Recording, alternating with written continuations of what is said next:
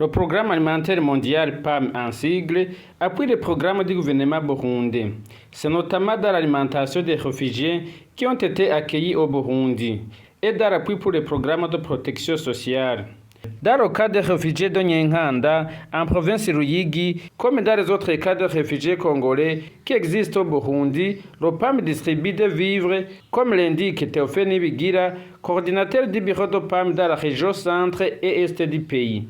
Nous avons environ 10 000 réfugiés burundais, mais il faut noter que ça c'est l'un des 5 camps qui abritent les réfugiés congolais qui sont ici. Nous sommes dans 5 camps où nous assistons plus de 55 000 personnes.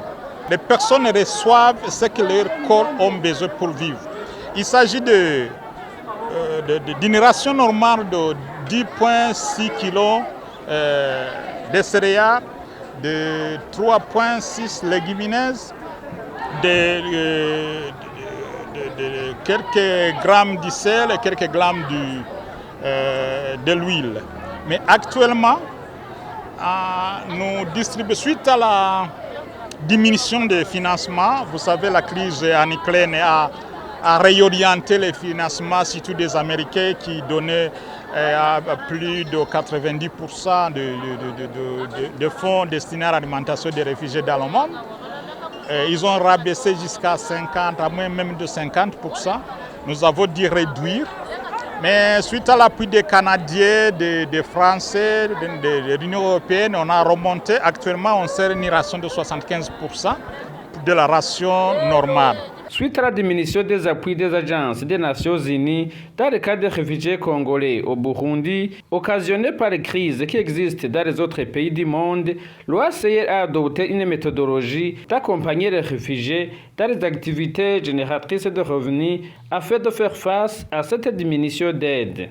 Il en est de même pour le gouvernement du Burundi qui a décidé d'intégrer dans le cas des réfugiés congolais le projet de filets sociaux appelé Mirankabandi dont la mise en application est assurée par le PAM. Nous avons été approchés par le gouvernement dans ce programme de protection sociale parce que le gouvernement burundais a décidé d'intégrer les réfugiés dans les programmes de protection sociale au Burundi.